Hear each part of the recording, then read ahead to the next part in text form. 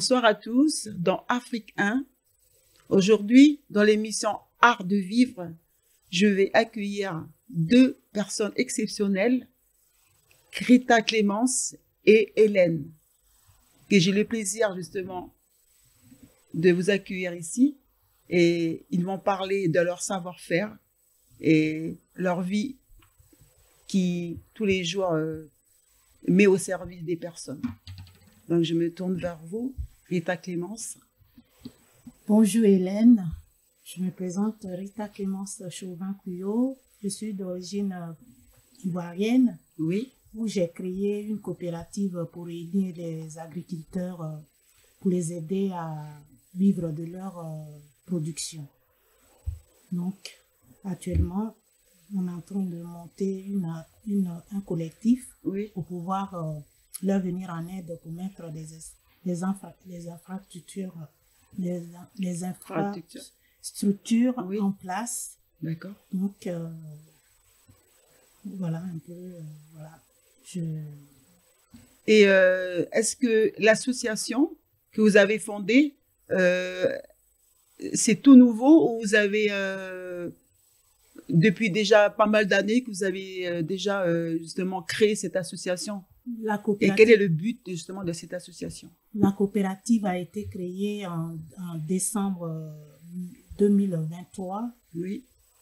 Et le but, c'est de promouvoir le commerce équitable et l'agriculture bio-écologique en Afrique pour limiter, pour protéger la nature avec les produits chimiques. Avec le changement climatique, il faut sensibiliser les agriculteurs d'utiliser moins de produits chimiques. Donc, le but, c'est de les soutenir, les accompagner. On a le projet de monter une ferme agroécologique en Afrique, en Côte d'Ivoire en particulier, et dans les autres, tous les adhérents, il y a le Bénin, il y a le Togo, il y a... En fait, c'est tous les Africains. La coopérative a été créée pour réunir tous les Africains, pour aider leur village à se développer, en fait. Et quelle est l'idée, justement, pour vous, personnellement, d'aider justement ces personnes? Quel est l'élan, en fait, de ce service qui vous a poussé, justement, à mettre en place cette fondation? Je suis allée en 2021 en Côte d'Ivoire, où ma grande sœur m'a dit d'aller voir dans un village, voir quelqu'un qu'elle connaissait. Oui. Et j'ai été interpellée par un agriculteur qui me disait qu'il voulait envoyer son fils étudier au Canada, qu'il n'avait pas les moyens pour pouvoir accompagner, pour financer les études de son fils au Canada. Donc, il m'a proposé d'acheter son champ. Donc, j'ai acheté le champ de café et de cacao et je leur ai dit, il faut qu'on se mette ensemble pour pouvoir... toujours en Côte d'Ivoire. Toujours en Côte d'Ivoire, dans la région de Divo, où j'ai réuni 3 villages, les agriculteurs de 3 villages, pour se mettre ensemble, pour pouvoir les aider à se développer. Parce que dans le village, il n'y a pas d'eau, il n'y a pas d'école pour les enfants. Donc, ils n'arrivent même pas à vivre de leur production. Puisque c'est, en fait, le café qui est vendu ici à 2 € la tasse. Le kilo de café coûte moins d'1 € en Côte d'Ivoire. Et du coup, c'est-à-dire, ces artisans-là, ils produisent justement leurs produits et quand ils revendent, ils ne sont pas gagnants alors. Maintenant, ils vendent ça, c'est l'État qui achète le café, c'est l'État qui fixe le prix. Donc, il n'y a même pas de route pour même faire venir même leur production en fait. Donc, par rapport aux infrastructures. Voilà, il n'y a pas d'infrastructure. Le transport, c'est un problème. Entravé, mon champ de café que j'ai acheté, c'est dans une montagne. Il n'y a même pas de route pour pouvoir amener le café plus près de la ville, en fait. Oui. Donc, c'est pour se mettre ensemble pour pouvoir les aider dans le cadre du commerce équitable pour commercialiser leurs produits en France. Donc, voilà un peu pour pouvoir les aider aussi dans le cadre du commerce équitable. Parce que s'ils vendent leur café sur place là-bas, ils ne sont pas gagnants. Mais il y a un frein aussi. Et le frein, qu'est-ce que c'est? Le frein pour pouvoir exporter nos cafés en France, il faut déposer une caution de 50 millions en francs CFA. CFA, d'accord. Pour pouvoir avoir l'autorisation d'exporter nos produits. À l'extérieur. Par exemple, si j'ai envie de faire venir mon café ici, je ne suis pas autorisée. Il faut que je dépose 50 millions de francs CFA pour pouvoir les exporter. Alors, du coup, votre collectif dont vous avez créé, elle sert à quoi? Exactement. Ça servira, par rapport aux artisans. Ça servira à acheter les produits là-bas pour pouvoir les commercialiser ici. Donc, pour les aider aussi à financer les écoles, la construction des écoles, des dispensaires, pour le développement des 3 villages en fait. D'accord. Donc, je suis en contact, c'est un chef du village qui est le vice-président. Moi, je suis présidente de la coopérative à Oualé, en Côte d'Ivoire. Il y a le vice-président, c'est le chef du village. Et il y a pas mal d'infrastructures. Il nous reste des infrastructures. Oui, excusez-moi. Pas grave. Voilà, donc on a besoin des routes et tout ça, mettre en place justement du matériel pour pouvoir acheminer les produits de l'intérieur à l'export. Voilà, c'est ça. Donc, il y a encore un chemin à parcourir. Parce que, comme les gens, c'est nous qui devons tout financer, en fait. D'accord. Parce qu'ils n'ont rien. Oui. Mais vous, votre rôle à vous, Rita, en tant que, justement, présidente, quel est votre apport, justement, pour pouvoir améliorer, justement, la condition des artisans par rapport aux produits, par rapport à l'export et tout ça? Vous, votre aide? Mon aide? Oui, à l'instant. On est en train de mettre il y a la mise en place d'un lieu de stockage. D'accord. Il faut le financer. Donc, on est en train de cotiser avec le collectif en France. Et la mise de stockage, c'est où? C'est à Abidjan ou à Paris? Parce que vous êtes sur Paris ou vous êtes... Dans le champ. Où il y a les champs. D'accord. Il faut construire un magasin de stockage pour pouvoir stocker les produits avant de les acheminer en France. Il y a comment on appelle le dépôt de garantie qu'il faut financer. C'est pour ça qu'on va ouvrir une cantine, épicerie cantine en France, issue des produits écologiques. Voilà, donc on est en train de chercher un local pour pouvoir ouvrir une cantine, épicerie cantine solidaire en France, pour pouvoir faire venir les produits là-bas. Mais comme là, comme vous dites que les produits, justement, il faut une autorisation qui a un coût élevé.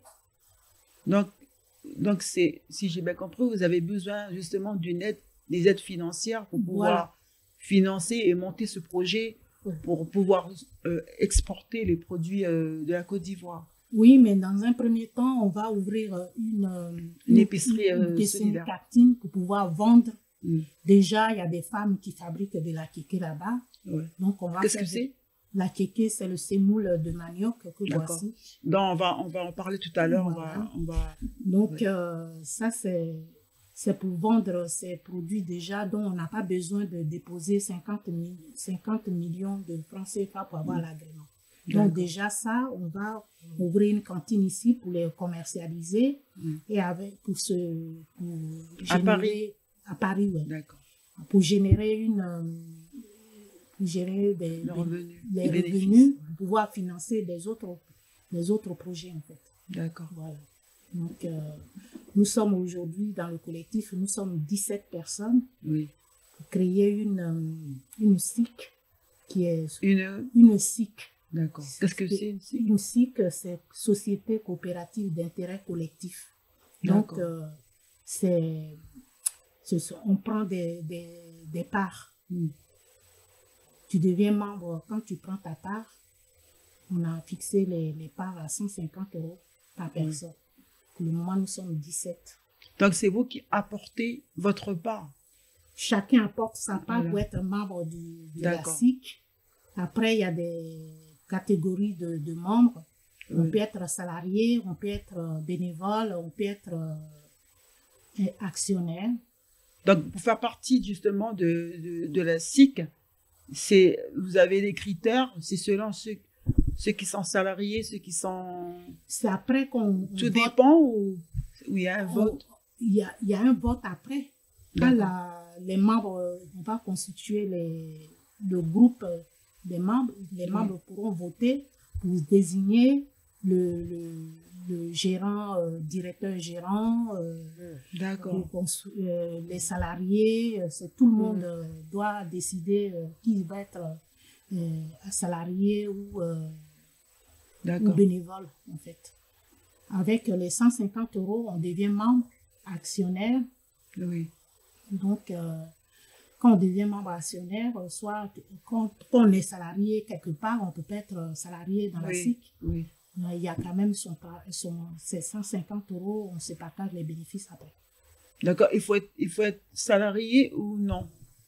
C'est chacun qui, selon les compétences, les membres de la SIC votent. D'accord. Pour désigner celui qui se propose à être salarié, on vote.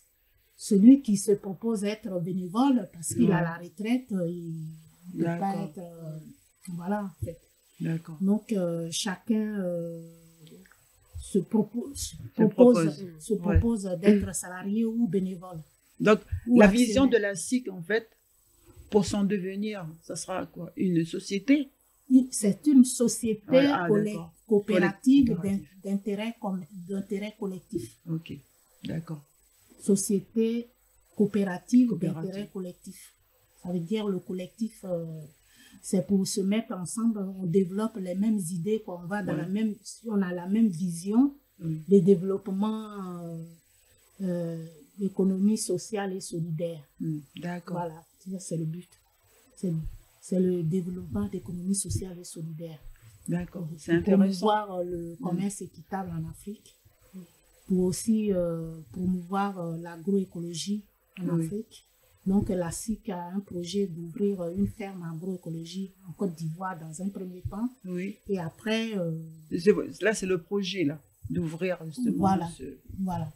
Donc, on va commercialiser les produits issus des fermes agroécologiques. D'accord. Par exemple, le produit, comme vous dites, agroécologique, est-ce que là-bas, ils utilisent des produits insecticides ou non? Est-ce que c'est bio? Est-ce que c'est entre les deux? C'est mi-bio, mi... Là-bas, ils n'ont même pas les moyens pour acheter des produits insecticides. Donc, c'est bio, mais il faut faire la démarche pour être labellisé.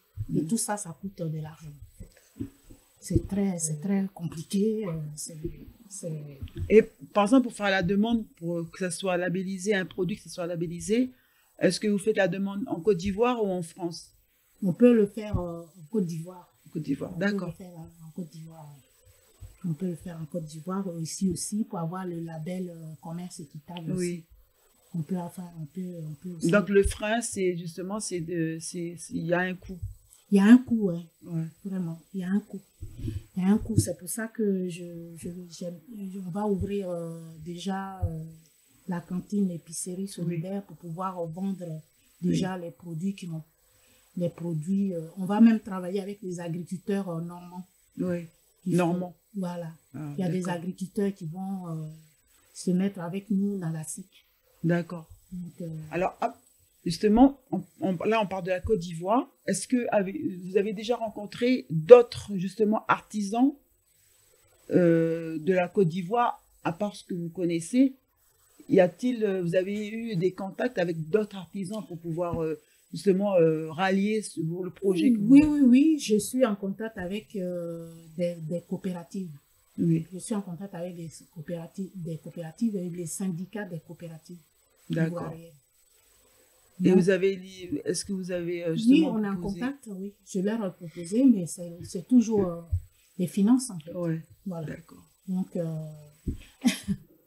c'est nous qui devons tout faire. Mais oui, bien sûr. Ils ont besoin de nous, en fait. Donc, écoutez, il y a des membres, je voulais que ça ne soit pas que la Côte d'Ivoire, en fait. Il y a tous les pays d'Afrique qui ont envie de développer leur... Par exemple, un pays en Afrique que vous êtes mis en contact avec pour pouvoir travailler avec vous, en Côte d'Ivoire? Il y a des membres de la SIC qui sont... Il y a le Bénin, il y a le Sénégal, il y a la Guinée, il y a le Cameroun. En tout cas, il y a plusieurs... vous avez rallié avec votre projet. Voilà, qui sont dans le projet, en fait. Voilà. Donc, en parlant justement de produits, là, je vois, vous avez justement emmené quelques produits que vous allez justement partager avec nous. Quelle sorte de produits? Vous avez la kéké, semoule de manioc, fabriqué par les femmes d'Aïdekou, de la coopérative Awalé, qui ont besoin d'un magasin, comment on appelle, des machines pour broyer le manioc. Donc, c'est un projet aussi qu'on doit financer. Donc, voilà. C'est à base de manioc. D'accord. C'est couscous ivoirien. Et comment on peut préparer ça? Je veux dire, il suffit de mettre ça. On peut manger avec un accompagnement. De la tomate fraîche, des oignons, de la sardine avec.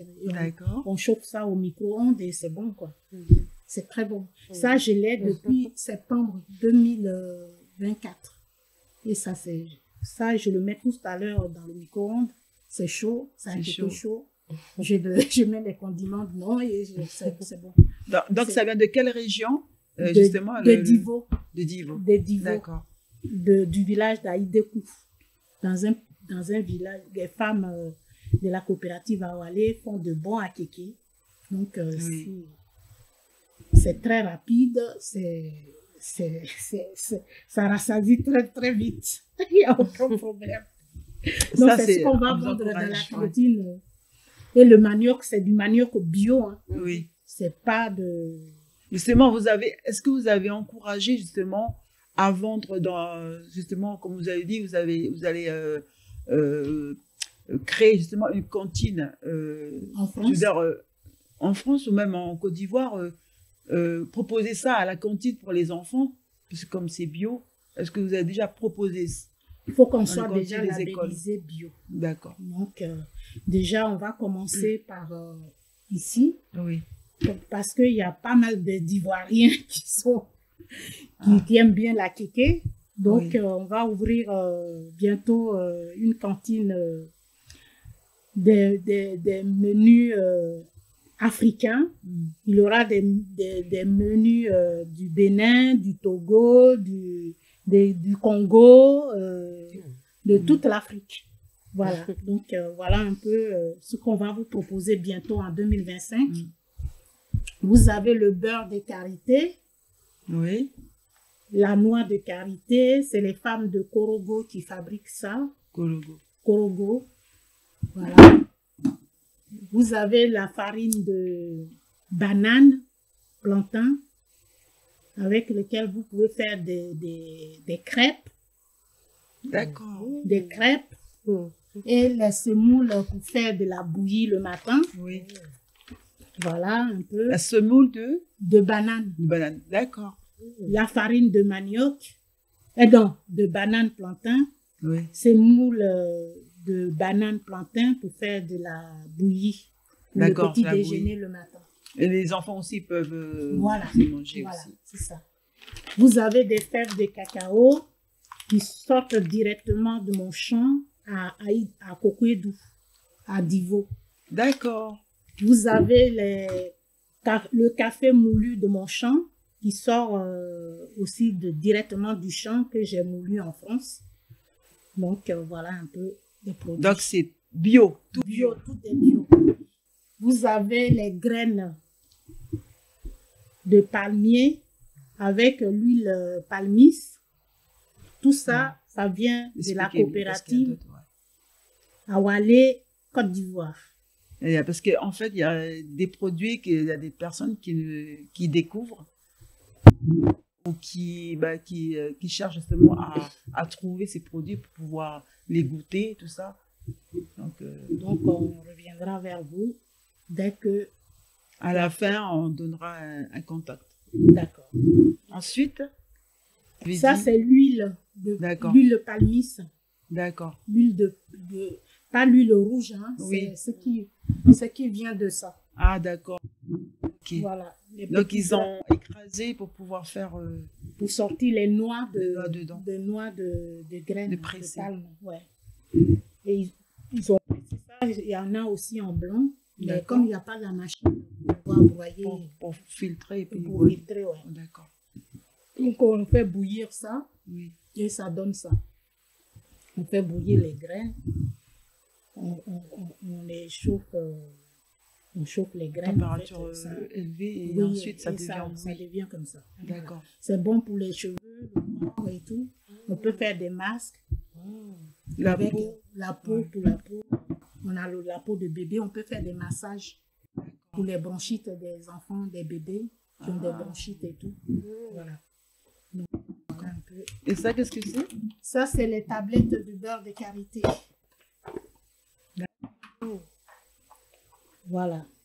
Ça vient directement de Korogo. C'est 100% beurre de karité qui sort de cette noix qui deviennent comme ça.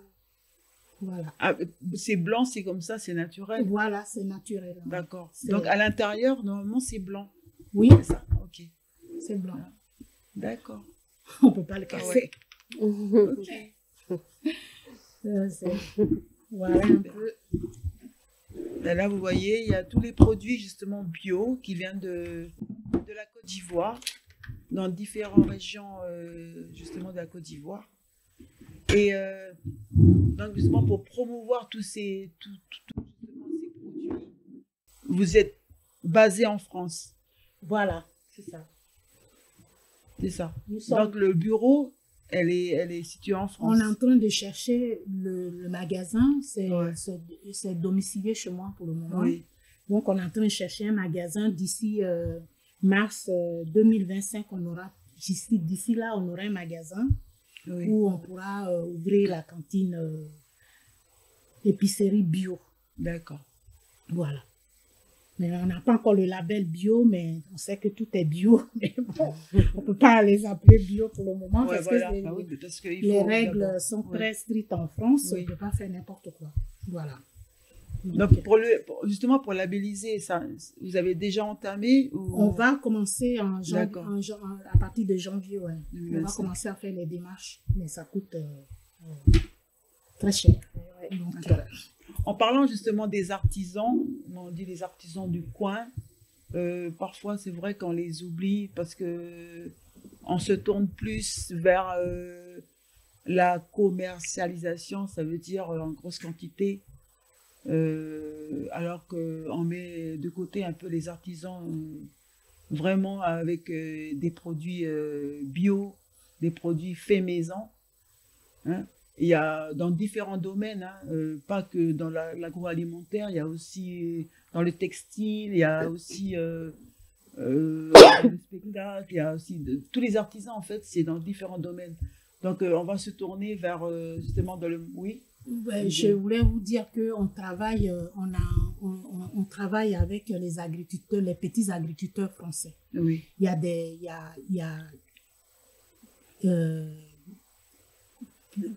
Français des amis français qui se sont déplacés, aller en Côte d'Ivoire. Ils ont vu que c'était très difficile pour les petits artisans là-bas, donc c'est eux qui font partie de ce projet-là.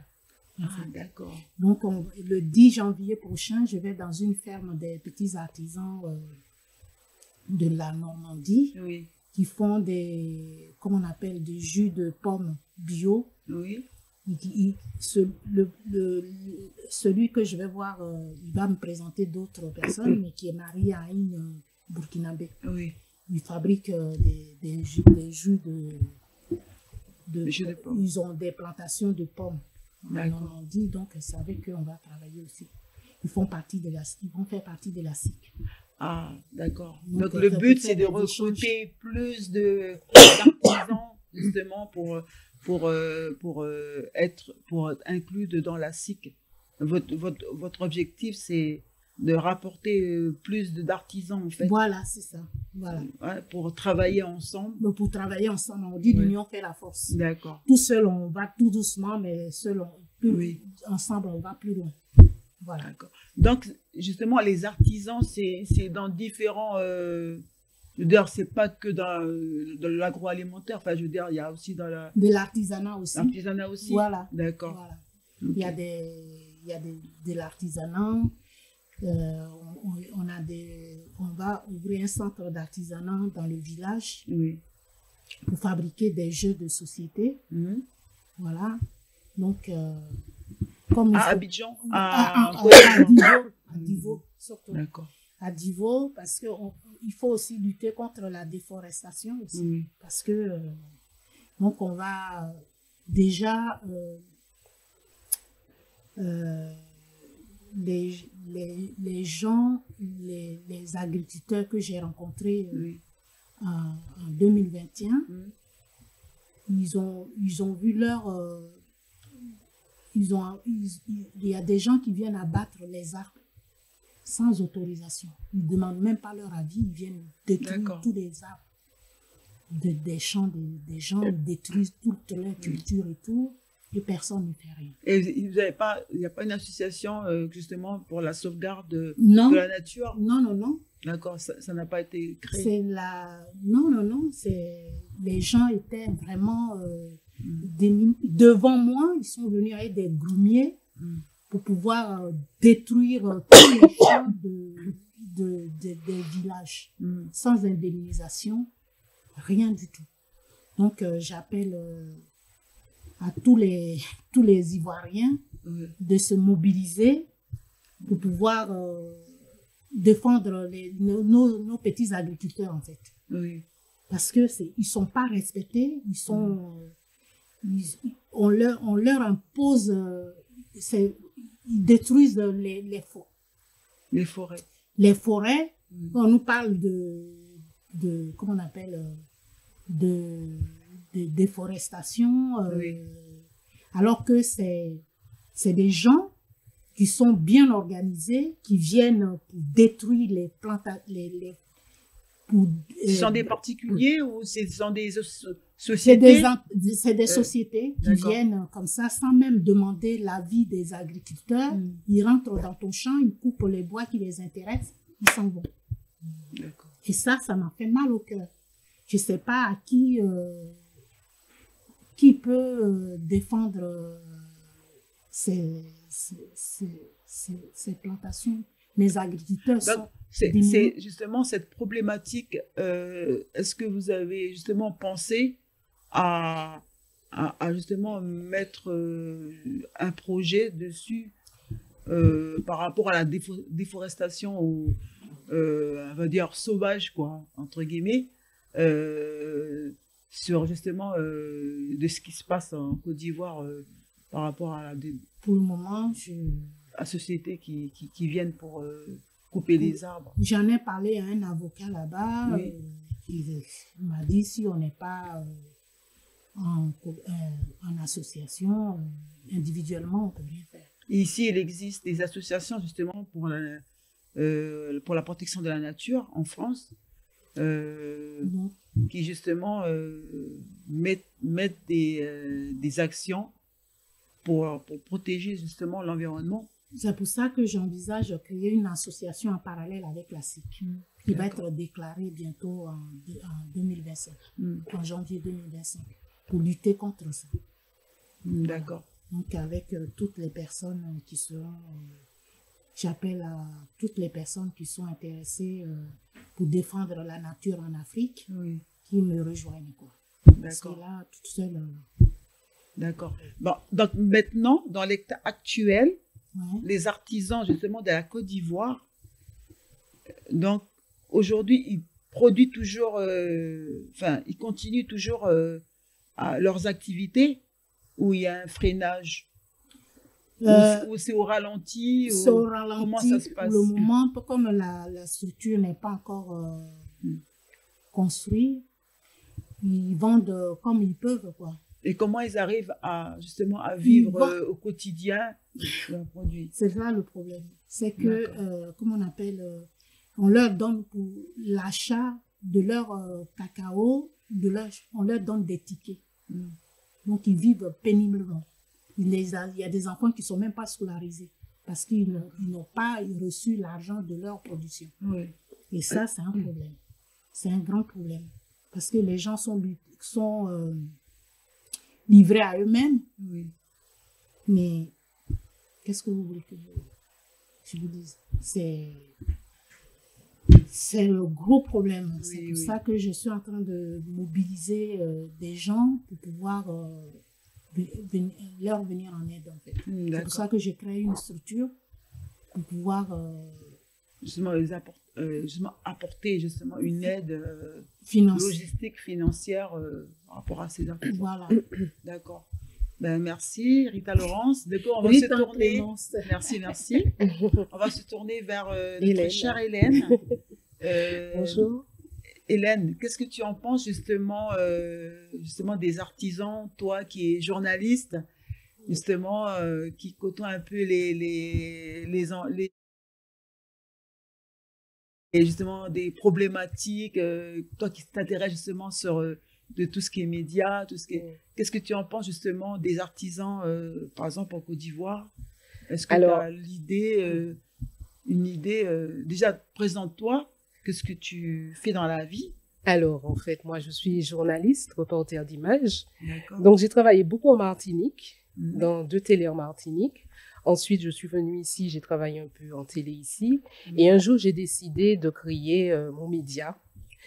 D'abord, il s'appelait Cadio TV et ensuite, quelques années plus tard, il a changé de nom, il a changé de visage et maintenant, il s'appelle Betafé. Betafé, qu'est-ce que ça veut dire, justement, c'est du créole qui veut dire luciole.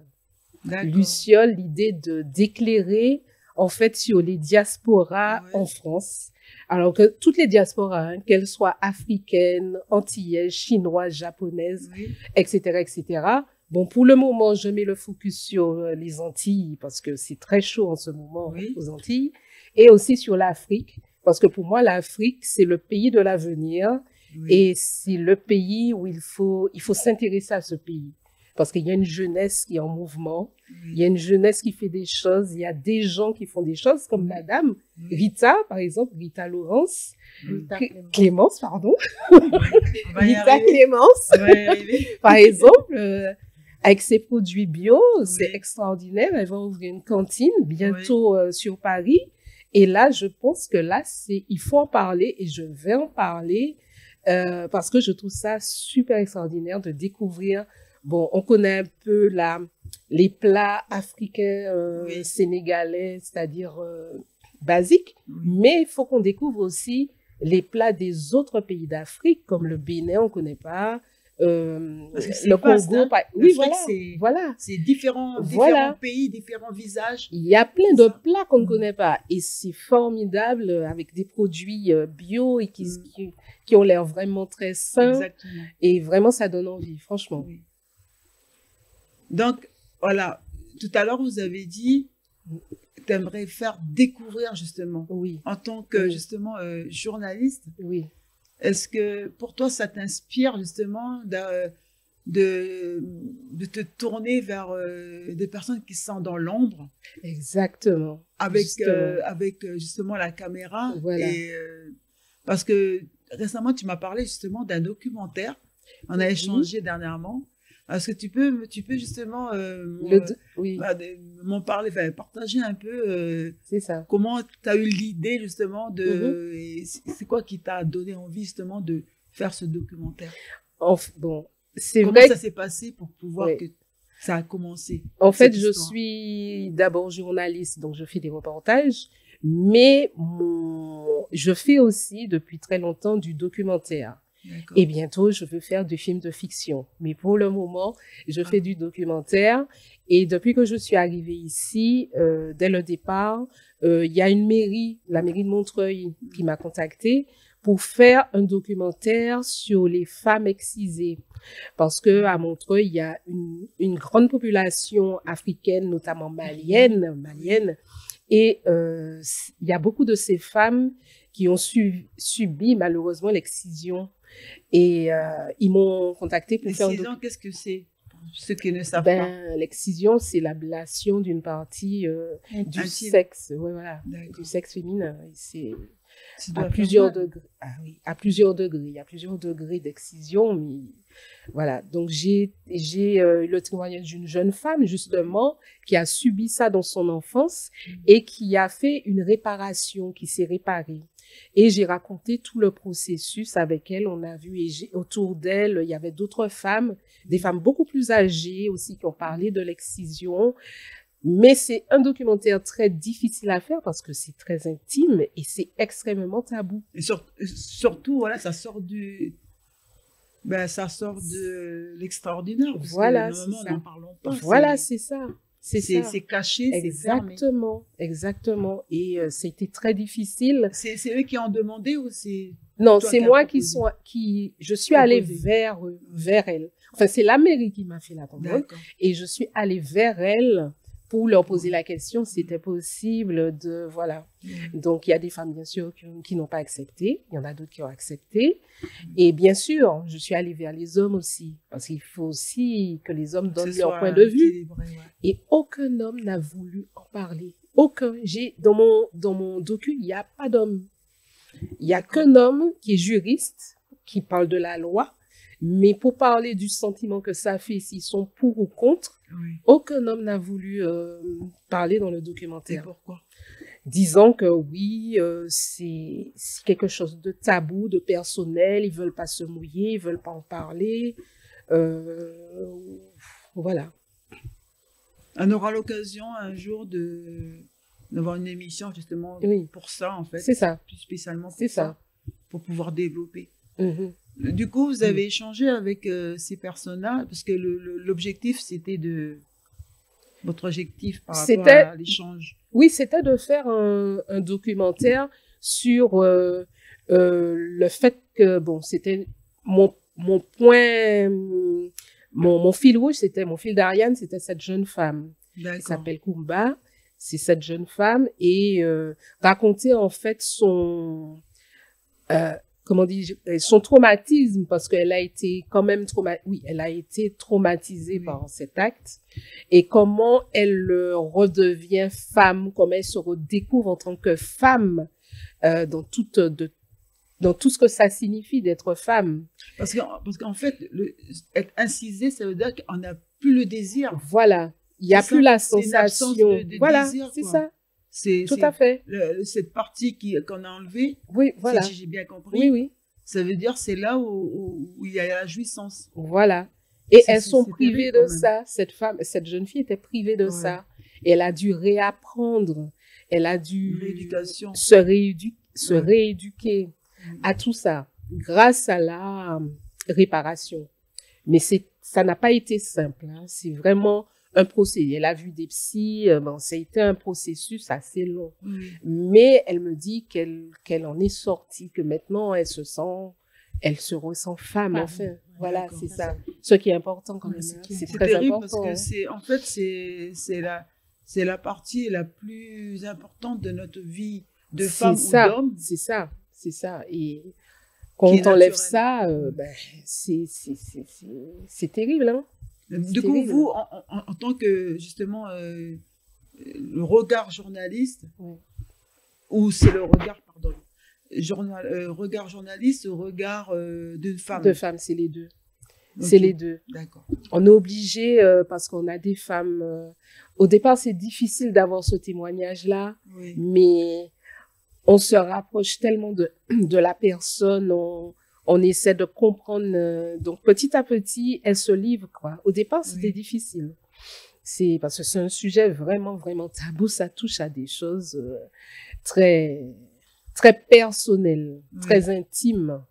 La vie de couple. Parce que des fois, ça peut être douloureux d'avoir une vie de couple quand on est excisé. Ouais. Ça peut être très difficile, très douloureux. Donc, on a parlé de ça aussi, de ce problème-là aussi. Mais c'est une coutume.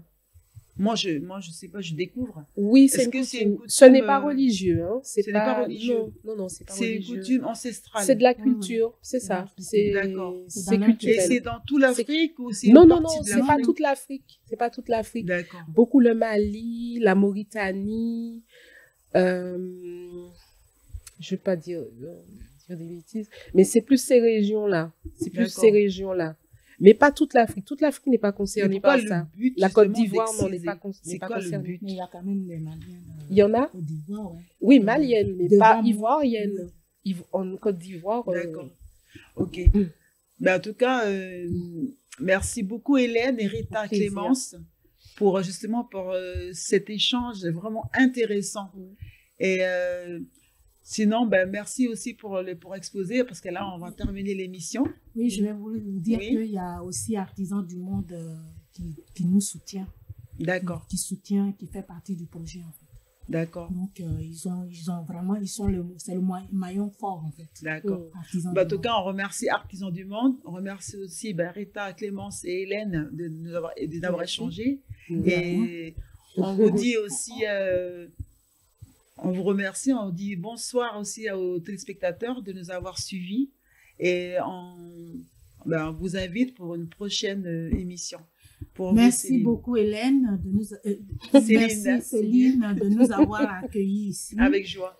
Tu vas nous mettre en lumière parce que avec joie. On vous remercie infiniment avec votre collaborateur. Merci. Merci beaucoup à tous. Merci beaucoup à tous et à bientôt. Bonne année à tous pour la cantine épicerie solidaire à Paris. D'accord. Merci. Au revoir. Bonne soirée à vous. Bonne soirée.